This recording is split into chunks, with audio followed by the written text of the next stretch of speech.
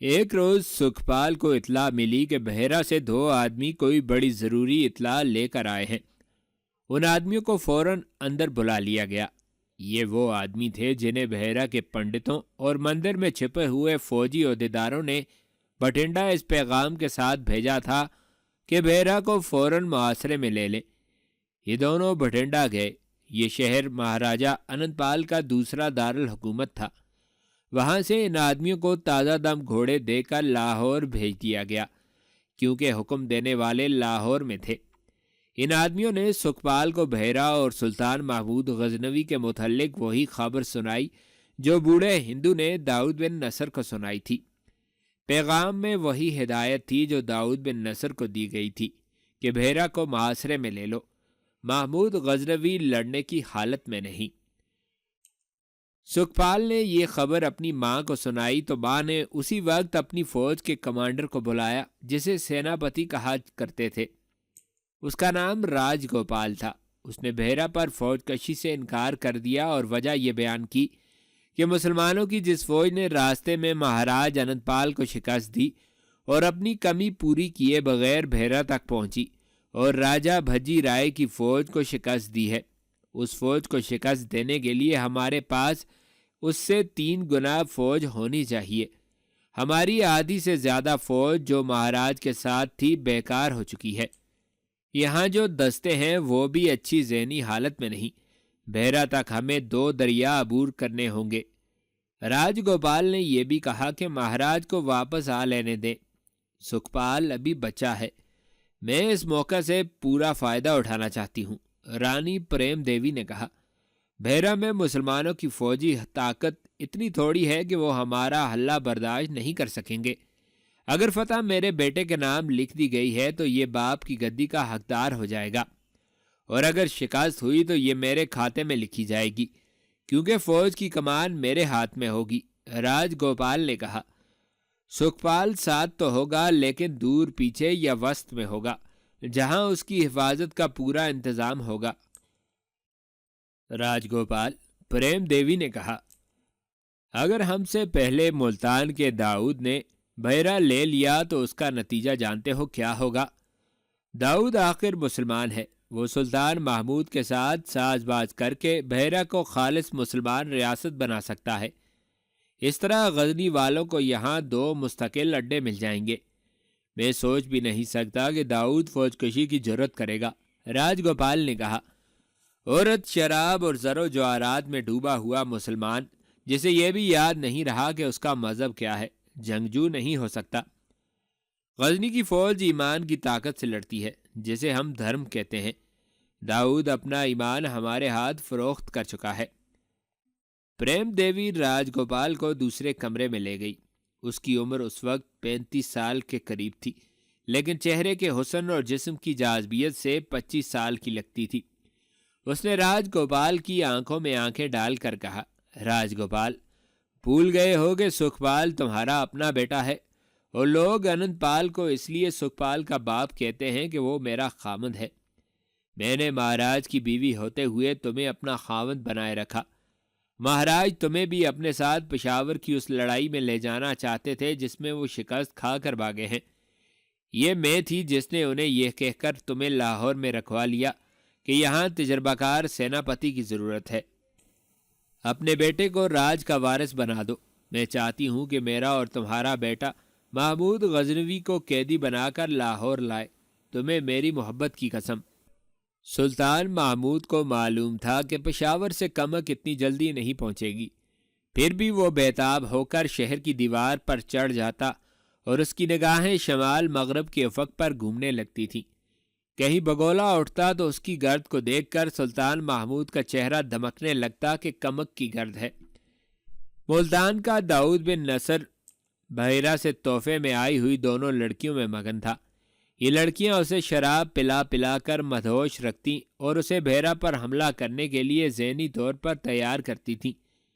اسے جب اطلاع دی گئی تھی کہ قیدی اس کے گھر کی تلاشی کے لیے لے جایا جا رہا تھا تو بہت سے آدمیوں نے سپاہیوں پر حملہ کیا اور قیدی کو چھڑا لے گئے ہیں۔ تو داؤد نے بدمستی کی کیفیت میں کہا، ان تمام سپاہیوں کو اور ان کے کماندار کو تہہ خانے میں بند کر دو۔ انہوں نے قیدی کو خود بھگایا ہے، اس کے عوض انہوں نے قیدی سے دولت بٹوری ہوگی، اور قیدی کے گھر کا اتا پتہ معلوم کر کے اس کے گھر کے تمام افراد کو، بچوں اور عورتوں کو بھی قید خانے میں ڈال دو۔ درویش کے گھر گئے تو وہاں بھی کوئی نہیں تھا۔ ایک صبح سلطان محمود نے شمال مغرب کی بجائے شمال مشرق کی طرف گرد اٹھتی دیکھی۔ اس گرد کو وہ پہچانتا تھا، یہ فوج کی گرد تھی، اور یہ کمک کے سوا اور کسی کی نہیں ہو سکتی تھی۔ وہ دوڑتا ہوا نیچے آیا۔ وہ وقت ضائع کیے بغیر ملتان کو کوچ کرنا چاہتا تھا۔ وہ تو ملتان ہی جا رہا تھا، لیکن بھجی رائے نے اسے راستے میں روک لیا اور اسے بڑی ہی خونریز جنگ لڑنی پڑی۔ اس نے اپنے سالاروں کو بلایا اور انہیں بتانے لگا کہ کمک آ رہی ہے اور وہ کس طرح اور کب کوچ کرے گا۔ اسی دوران ایک سوار آیا۔ یہ دیکھ بھال والی ٹولیوں کا سوار تھا، جنہیں شہر سے دور گشت پر رکھا جاتا تھا۔ سوار نے کہا کہ دشمن کی فوج آ رہی ہے، اس کے ساتھ ہاتھی بھی ہیں اور زیادہ نفری سواروں کی ہے، پیادے بھی ہیں، اور یہ فوج بلا شبہ ہندوؤں کی ہے، لیکن یہ بتانا مشکل ہے کہ یہ کون سے مہاراجے کی ہے۔ سلطان محمود یہ کہہ کر باہر نکلا، میں خود دیکھوں گا، اور کچھ دیر بعد وہ درختوں میں ڈھکی ہوئی ایک چٹان پر کھڑا اس فوج کا جائزہ لے رہا تھا جو بیرا کی طرف آ رہی تھی۔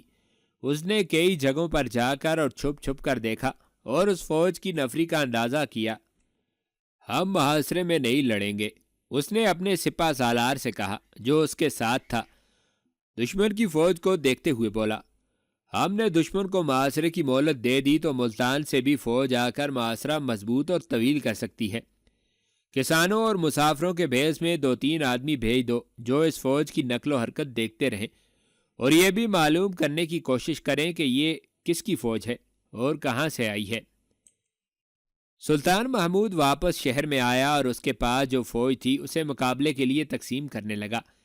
اتنے میں اسے اطلاع ملی کہ شمال مغرب کے افق پر کسی فوج کی گرد اٹھ رہی ہے۔ وہ دوڑتا ہوا شہر کی دیوار پر چڑھ گیا۔ یہ گھوڑوں کی گرد تھی، اسے بھی وہ پہچانتا تھا۔ یہ سوال اسے پریشان کرنے لگا کہ یہ پشاور سے آئی ہوئی کمک ہے یا راجہ انند پال کی فوج ہے۔ اس کے چہرے پر پریشانی کے آثار نمودار ہوئے۔ وہ کبھی اس گرد کو دیکھتا تھا، کبھی شمال مشرق کی طرف سے اٹھنے والی گرد کو۔ شمال مغرب کی طرف سے آنے والی فوج کے آگے دریا تھا۔ سلطان محمود کا دماغ تیزی سے کام کر رہا تھا۔ دریا کی طرف سے ایک گھڑ سوار سرپٹ گھوڑا دوڑاتا شہر کی طرف آتا دکھائی دیا۔ وہ قریب آیا تو اسے اشارے سے سلطان کی طرف بلا لیا گیا۔ سوار نے دیوار کے قریب گھوڑا روکا اور بولا، سلطان، کمک آ گئی ہے۔ سلطان محمود نے مہن کہا، اسے دریا کے پار روک لو، فوراً ایک سوار کو دوڑاؤ، اس سوار کو واپس نہ بھیجنا، گھوڑا بہت تھکا ہوا ہے۔ رات کو سلطان محمود نہ خود سویا نہ اس نے کسی کو سونے دیا۔ اسے شمال مشرق کی طرف سے آنے والی فوج کے متعلق مصدقہ اطلاع ملی کہ لاہور سے آئی ہے، لیکن راجہ انند پال ساتھ نہیں، اس کا بیٹا سکھپال ساتھ ہے۔ اس فوج کی تعداد بھی معلوم ہو گئی۔ اس اطلاع کے 3 گھنٹے بعد یہ اطلاع آئی کہ سکھپال کی فوج نے تقریباً 3 میل دور پڑاؤ کیا ہے، لیکن خیمے نہیں لگائے، جس سے یہ ظاہر ہوتا ہے کہ تیاری کی حالت میں ہے اور صبح تک شہر کو محاصرے میں لے لے گی۔ اس اطلاع کے فوراً بعد سلطان محمود اپنے 2 سالاروں کو ساتھ لے کر دریا کے پار چلا گیا، جہاں اس نے کمک کو روکنے کا حکم بھیجا تھا۔ کمک اور سکھپال کی فوج کے درمیان کم و بیش 5 میل کا فاصلہ تھا۔ ان کے درمیان دریائے جیلم اور جنگل حائل تھا۔ سلطان محمود نے کمک کے ساتھ کو گلے لگا کر اس کے گال چوم کر کہا، تم میرے لیے آسمان سے اللہ کی غیبی مدد بن کر اترے ہو۔ اگر تم کل آتے تو میں نہیں بتا سکتا کہ ہم اس زمین پر کس حال میں ہوتے۔ میری باتیں غور سے سنو۔ تم سے 5 میل دور مشرق میں لاہور کے راجہ کی فوج پڑاؤ کیے ہوئے ہے۔ وہ صبح یا اس سے کچھ پہلے شہر کا محاصرہ کرے گی یا یلغار۔ تم صبح طلوع ہونے سے پہلے تمام دستوں کو دریا پار کرا دینا، لیکن شور نہ ہو، خاموشی رہے، دستے نشیبی جگہوں میں رہیں اور صرف دیدبان کہیں چھپ کر رہیں۔ میں ہندوؤں کو محاصرہ کرنے کی مہلت نہیں دوں گا۔ تم ذرا بلندی پر آ کر دیکھتے رہنا، سب کچھ سمجھتے ہو۔ دشمن کا پہلو تمہارے سامنے ہوگا اور تم اس کے عقب میں آسانی سے جا سکو گے۔ دشمن کے سامنے اور بائیں پہلو کو میں سنبھال لوں گا۔ سکھپال اور اس کے سیناپتی راج گوپال نے صبح طلوع نہ ہونے دی۔ سلطان محمود نماز سے فارغ ہوا ہی تھا کہ اسے اطلاع ملی کہ ہندوؤں نے پیش قدمی شروع کر دی ہے اور دشمن کی ترتیب محاصرے کی بنی ہے، یعنی فوج پھیلی ہوئی آ رہی ہے۔ شہر کے قریب آ کر اس فوج کو اور زیادہ پھیلنا اور محاصرہ مکمل کرنا تھا۔ سلطان محمود کی چال بیکار گئی کہ وہ ایک دستہ آگے بھیج کر دشمن کو آگے لائے گا۔ اس نے دیوار پر چڑھ کر دیکھا، کوئی 1 میل دور اسے سکھپال کی فوج کا پھیلاؤ نظر آ رہا تھا۔ سلطان نے اپنے سالار سے کہا کہ سوار دستے کے 2 حصے کرو اور دونوں دستے بیک وقت دشمن کے دائیں بائیں پہلو پر حملہ کریں اور اسے دبانے کی کوشش کریں۔ شہر میں فوج تیار کھڑی تھی۔ تھوڑی دیر میں شہر سے 500 سواروں کا ایک دستہ نکلا۔ نعرہ تکبیر کی گرج سنائی دی۔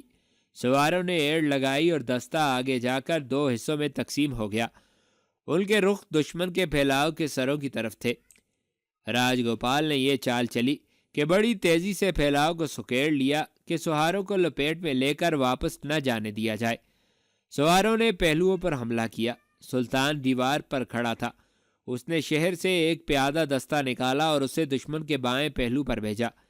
ہدایت کے مطابق سوار اور پیادے پیچھے ہٹنے لگے اور دشمن کی زیادہ تر توجہ اپنے بائیں پہلو پر ہو گئی جہاں پیادوں نے حملہ کیا تھا۔ اس طرح دشمن کی محاصرے کی ترتیب ٹوٹ گئی اور دشمن کی پیٹھ ادھر کو ہو گئی جدھر سلطان محمود نے کمک روک رکھی تھی۔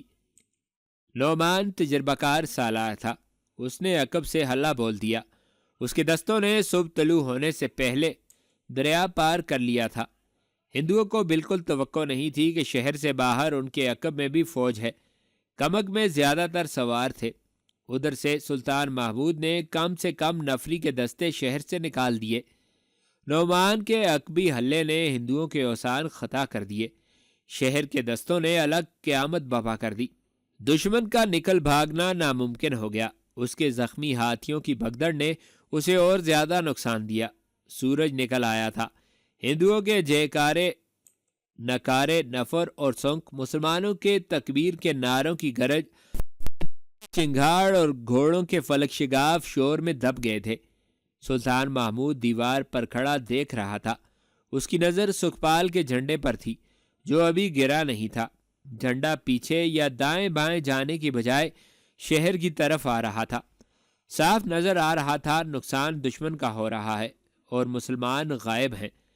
سکھپال کا جھنڈا جو ایک ہاتھی پر تھا شہر کے دروازے پر آ گیا۔ سلطان محمود کو ہاتھی پر ایک جوان سال چہرہ صاف نظر آ رہا تھا۔ وہ بلا شک و شبہ راجہ آنند پال کا بیٹا سکھپال تھا۔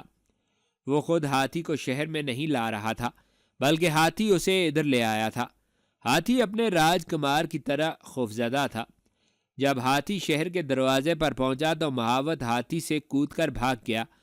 ہاتھی کے ساتھ سکھپال کا کوئی محافظ نہیں تھا۔ ہاتھی پر 2 محافظ سکھپال کے ساتھ تھے جو جھنڈا تھامے ہوئے تھے۔ ہاتھی کی پیشانی میں بیک وقت 3 تیر اتر گئے۔ ہاتھی بھیانک آواز سے چنگھاڑا۔ اس کے ساتھ ہی اوپر سے سلطان محمود غزنوی کی گرجدار آواز اٹھی، پکڑ لو اس ہاتھی کو۔ سکھپال ہاتھی سے کود آیا اور شہر کی دیوار کے ساتھ لگ کر کھڑا ہو گیا۔ وہ کانپ رہا تھا۔ سلطان محمود کے حکم پر اسے پکڑ لیا گیا اور اسے اوپر دیوار پر لے گئے۔ گھبراؤ نہیں لڑکے، سلطان محمود نے اس کے ساتھ ہاتھ ملاتے ہوئے کہا، ہم تمہاری جرت کی تعریف کرتے ہیں، لیکن کوچ سے پہلے اپنے باپ سے پوچھ لیا ہوتا کہ غزنی کی فوج سے ٹکر لینے کی کتنی قیمت دینی پڑتی ہے۔ یہاں سے اپنی جنگی قوت کا انجام دیکھو۔ سکھپال نے دیکھا۔ دور دور تک اس کی بکھری ہوئی فوج کا کشت خون ہو رہا تھا۔ ہر طرف غزنی کے سپاہی دندناتے اور نعرے لگاتے پھر رہے تھے۔ جن ہاتھیوں پر ہندوؤں کو ناز تھا وہ منہ زور بے لگام ادھر ادھر چیختے چنگھاڑتے اور بھاگتے پھر رہے تھے اور سکھپال کانپ رہا تھا۔ اسے اپنا سیناپتی راج گوپال کہیں بھی نظر نہ آ رہا تھا۔ میرے ساتھ کیا سلوک ہوگا؟ سکھپال نے پوچھا۔ اپنی قسمت کا فیصلہ خود کر، سلطان محمود نے کہا۔ فیصلہ کرنے سے پہلے اپنے آپ کو یہ یقین دلاؤ کہ بت اور مورتیاں تمہاری کوئی مدد نہیں کر سکتی۔ حقیقی خدا کو مانو اور اسی کی عبادت کرو۔ مجھے اسی خدا نے صرف اس مہم میں یہ تیسری فتح دی ہے۔ میں اپنے مذہب سے بیزار ہوں، سکھپال نے کہا۔ سلطان محمود نے مولوی سعید اللہ قاسمی کو بلایا اور انہیں کہا کہ اس لڑکے کو لے جائیں۔ یہ قیدی نہیں، لیکن یہ آزاد بھی نہیں، یہ اپنے مذہب سے بیزار ہے۔ مولوی سعید اسے اپنے ساتھ لے گئے۔ سلطان محمود نے حکم دیا کہ اس نوجوان کی خوب خاطر تواضع کرو۔ تیسرے روز سلطان محمود نے ملتان کی طرف کوچ کا حکم دے دیا۔ اس کے سامنے 200 میل طویل مسافت تھی اور اسے 2 دریا چناب اور راوی عبور کرنے تھے۔ اس کی رفتار بہت تیز تھی، بیل گاڑیاں سست چلتی تھیں۔ سلطان محمود نے جنگی قیدیوں کی بیڑیاں کھلوا کر لوہے کے کڑے ان کے گلے میں ڈال دیے تھے تاکہ پہچانے جائیں۔ جہاں بیل گاڑیاں دلدل، ریت یا چڑھائی کی وجہ سے سست ہو جاتی تھیں، جنگی قیدی گاڑیوں کو دھکیلتے تھے، اس سے رفتار سست نہ ہوئی۔ داؤد بن نصر بحیرہ سے اس اطلاع کا منتظر تھا کہ لاہور اور بھٹنڈا کی فوج تیار ہے اور وہ بحیرہ کو محاصرے میں لینے کے لیے کوچ کرے۔ اسے یہ اطلاع دینے والے بحیرہ میں قید ہو چکے تھے۔ داؤد کوچ کرنا بھی نہیں چاہتا تھا، وہ تو ہندوؤں کا نمک حلال کرنے کے لیے فوج کو تیار رکھے ہوئے تھا۔ اسے بحیرہ سے تو کوئی اطلاع نہ ملی۔ ملتان کے گرد و نواح سے اسے یہ بھیانک اطلاع دی گئی کہ ایک فوج بڑی تیز رفتاری سے بڑھی آ رہی ہے۔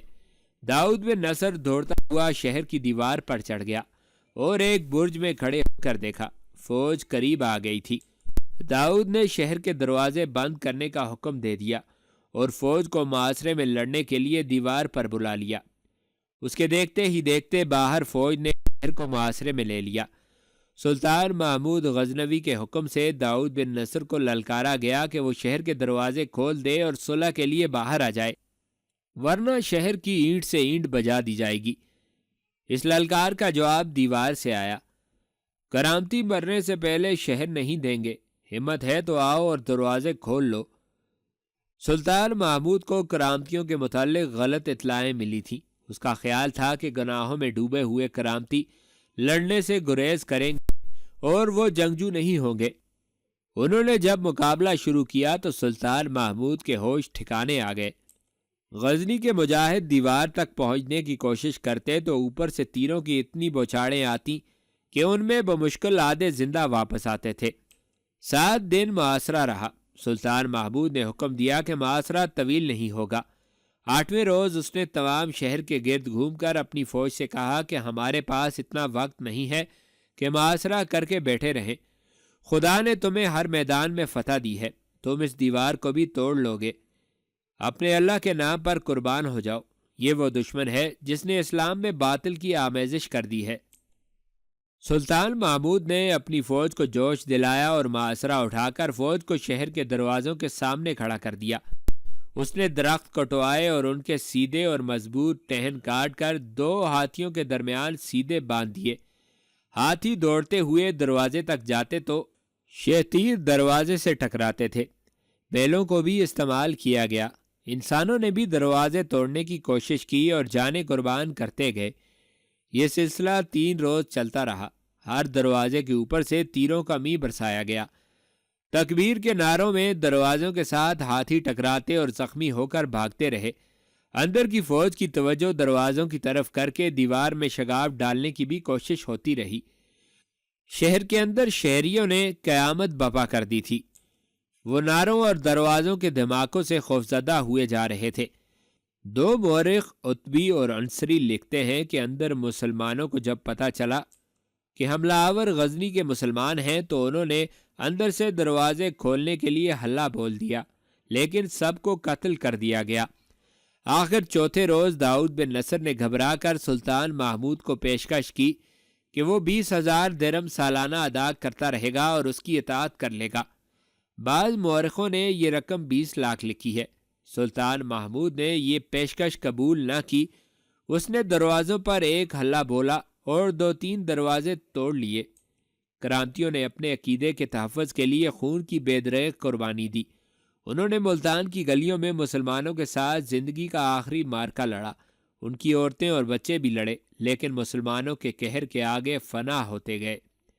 قطبی اور انصری لکھتے ہیں، سلطان محمود کو جب پتہ چلا کہ مسلمانوں نے اندر سے دروازہ کھولنے کی کوشش کی اور کرامتیوں کے ہاتھوں مارے گئے ہیں، تو اس نے تلوار نکال لی اور کرامتیوں کے قتل عام کا حکم جاری کر دیا۔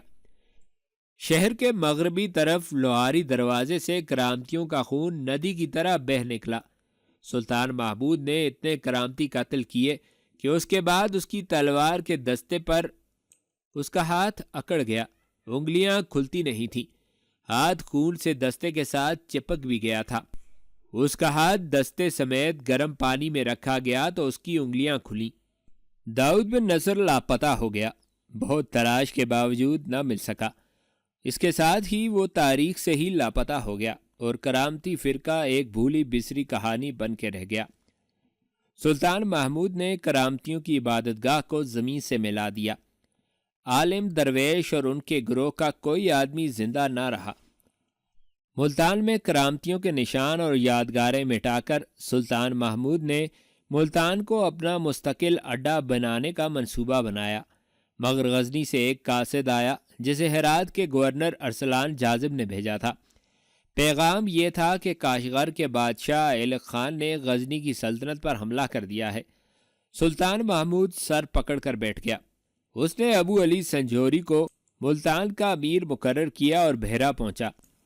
وہاں اسے پتہ چلا کہ سکھپال نے اسلام قبول کر لیا ہے اور وہ اب سلطان محمود کا مرید اور غلام بنا رہے گا۔ سلطان محمود کا دماغ اب غزنی پہنچ گیا تھا۔ اس نے سکھپال کو بحیرہ کا امیر مقرر کر دیا۔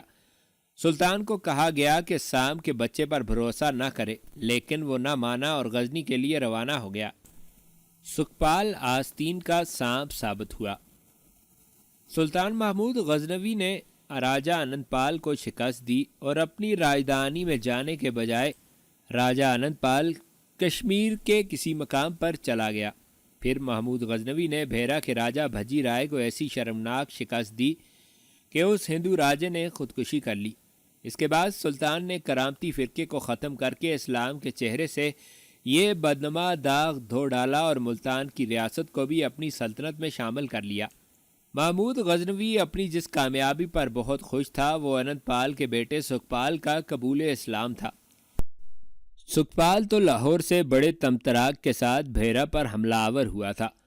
اس کی ماں نے اس امید پر اسے بحیرہ بھیجا تھا کہ وہ محمود غزنوی کو قیدی بنا کر لائے گا اور اپنے باپ کا جانشین بنے گا، لیکن اسے سلطان محمود کے آگے نہ صرف ہتھیار ڈالنے پڑے بلکہ اس نے اپنا مذہب بھی سلطان محمود کے قدموں میں رکھ دیا۔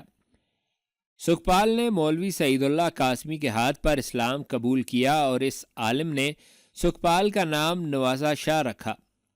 سلطان محمود غزنوی نے اپنے مشیروں کے منع کرنے کے باوجود اس نو مسلم کو بحیرہ کا امیر مقرر کر دیا۔ امیر کی حیثیت آج کے گورنر کی ہوا کرتی تھی۔ راجہ انند پال اور اس کے بیٹے سکھپال کو ہندوستان میں یہ اہمیت حاصل تھی کہ یہ خاندان پنجاب کا حکمران تھا اور پنجاب ہندوستان کا دروازہ تھا۔ پنجاب کی اہمیت سے سلطان محمود واقف تھا۔ اس نے بحیرہ اور ملتان کو اپنی سلطنت میں شامل کر کے ہندوستان کا دروازہ توڑ لیا تھا، مگر اسے اس دروازے میں داخل ہوتے ہی غزنی واپس جانا پڑا، کیونکہ اسے اطلاع ملی تھی کہ کاشغر کے حکمران ایلک خان نے غزنی پر حملہ کر دیا ہے۔ اس نے ملتان سے روانہ ہوتے ہی تیز رفتار قاصد کو اس حکم کے ساتھ بحیرہ بھیجا کہ وہاں کا امیر نواسا شاہ سابق سکھپال اور فوج کے سالار اور نائب سالار اسے بحیرہ کے باہر درائے چناب پر ملے۔ ملتان کے امیر ابو علی سنجوری اور ملتان میں رہنے والی فوج کے سالاروں اور نائب سالاروں کو وہ ساتھ لے آیا تھا۔ سلطان محمود جب بحیرہ کے قریب سے گزر کر درائے چناب کے کنارے پہنچا تو جن لوگوں کو اس نے بلایا تھا وہاں موجود تھے۔ سب کو توقع تھی کہ سلطان وہاں کھانے کے لیے رکے گا۔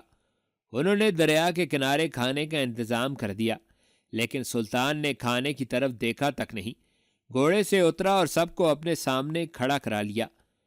میں ہندوستان سے اتنی جلدی واپس جانے کے لیے نہیں آیا تھا، اس نے کہا۔ آپ سب اچھی طرح جانتے ہیں کہ میں کیوں آیا تھا۔ پھر بھی آپ کو یاد دلا دیتا ہوں کہ کہیں ایسا نہ ہو کہ میرے جانے کے بعد آپ میں سے کوئی ہندوستان کے طلسم میں گرفتار ہو جائے۔ ہم یہاں اسلام کے سوکھے پیڑ کو ہرا بھرا کرنے آئے ہیں۔ ہم یہاں اس خدا کا پیغام لے کر آئے ہیں جو وحدہ لا شریک ہے۔ ہم یہاں کے لوگوں کو بتانے آئے ہیں کہ خدا پتھر کے نہیں ہوا کرتے۔ ہم اپنے رسول مقبول صلی اللہ علیہ وسلم کا پیغام لے کر آئے ہیں۔ آپ سب جانتے ہیں کہ جب تک یہ پیغام مسلمانوں کے لیے مشعل راہ بنا رہا، اسلام پھلتا پھولتا رہا، مگر بادشاہی کا نشہ جب طاری ہوا تو یہ مشعل ٹمٹمانے لگی اور اس کے نیچے اندھیرا ہو گیا۔ ہندوستان میں بھی یہ مشعل آئی تھی۔ محمد بن قاسم نے اس سرزمین کو خدا کے نور سے منور کر دیا تھا، مگر یہاں کے آسمان نے وہ وقت بھی دیکھا کہ یہاں مسجدیں ویران اور اذانیں خاموش ہو گئیں۔ بت پرستوں نے مسلمانوں کو تلوار کی نوک پر ہندو بنانا شروع کر دیا۔ مسلمانوں کے لیے یہ زمین تنگ ہو گئی۔ مسجدوں کی جگہ بت خانے ابھر آئے۔ تلوار کے ساتھ دولت اور عورت کو بھی اسلام کو نیست و نابود کرنے کے لیے استعمال کیا گیا۔ یہی دو چیزیں ہیں جو ایمان خرید لیا کرتی ہیں، اور انہی دو چیزوں نے ہندوستان میں ایمان فروش پیدا کیے ہیں، اور بادشاہی کی ہوس نے ہمارے بھائیوں کو اندھا کر دیا ہے۔ کاشر کے ایلق خان نے غزنی پر حملہ کر دیا ہے۔ میں جانتا ہوں اس کے دوست کون ہیں۔ وہ سب ہمارے دشمن نہیں، اسلام کے دشمن ہیں۔ وہ میرے عزم اور میرے نظریات سے اچھی طرح آگاہ ہیں، لیکن وہ ان دھتکارے ہوئے لوگوں میں سے ہیں جن کے دماغوں، آنکھوں اور کانوں پر خدا نے مہریں لگا دی ہیں، اور ان کے لیے بخشش کے دروازے بند کر دیے گئے ہیں۔ وہ اپنے آپ کو مسلمان سمجھتے ہیں اور اپنی رعایا کو بتاتے ہیں کہ یہی اسلام ہے جس کے وہ پیروکار ہیں، اور مذہب کے پردے میں اپنے تخت و تاج کی سلامتی کے لیے لوگوں کو خانہ جنگی پر اکساتے اور بھائی کو بھائی کا دشمن بناتے ہیں۔ وہ اگر سچے اسلام کے شیدائی ہوتے تو میرا ساتھ دیتے اور ہندوستان کی طرف کوچ کرتے، جہاں مسلمانوں پر عرصہ حیات صرف اس لیے تنگ کیا جا رہا ہے کہ وہ مسلمان ہیں۔ میری نظریں مستقبل میں بہت دور تک دیکھ رہی ہیں۔ اگر ہم نے اس خطے میں اسلام کو زندہ نہ کیا تو یہاں ہندوؤں کے ہاتھوں ہمیشہ اللہ کا نام لینے والوں کا قتل عام ہوتا رہے گا۔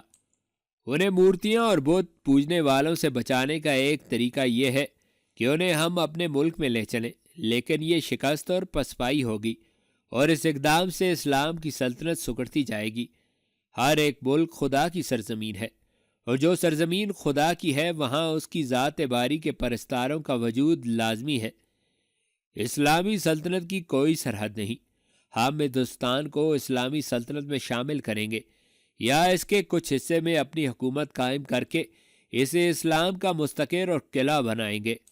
اگر ہم نے ایسا نہ کیا تو ہم روز محشر خدا کے حضور سرخرو نہیں ہوں گے۔ آپ دیکھ رہے ہیں کہ میرے اپنے بھائی میرے راستے میں حائل ہو گئے ہیں۔ کون کہہ سکتا ہے کہ میں غزنی سے زندہ واپس آ سکوں گا یا نہیں؟ اگر میں نہ آ سکا تو یہ آپ کا فرض ہوگا کہ میں نے جس مہم کا آغاز کیا ہے اسے آپ سر کریں۔ اگر آپ دنیاوی جاہ و حشمت میں پڑ گئے تو سوائے تباہی اور بربادی کے اور کچھ نہیں حاصل ہوگا۔ بتوں کے آگے اپنے خدا کو شرمسار نہ کرنا۔ تم دیکھ رہے ہو کہ اس خطے میں صدیوں بعد اذانیں گونجنے لگی ہیں۔ ان اذانوں کو خاموش نہ ہونے دینا۔ سلطان محمود کی آواز آخر میں آ کر رکت میں دب گئی۔ اس نے کھانا نہ کھایا، گھوڑے پر سوار ہوا اور گھوڑا دریا میں ڈال دیا۔ اس نے فوج کو کوچ سے روکا نہیں تھا۔ فوج دریا پار کر رہی تھی۔ اسے بہت جلدی غزنی پہنچنا تھا۔ محمود غزنوی جن فوجی حکام اور امراء کو پیچھے چھوڑ گیا تھا ان میں نو مسلم نواسہ شاہ بھی تھا۔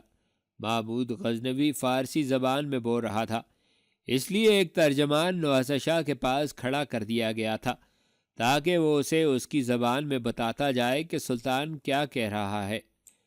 جب سلطان چلا گیا تو سب وہاں سے شہر کی طرف چل پڑے۔ نواسہ شاہ پر خاموشی طاری ہو گئی۔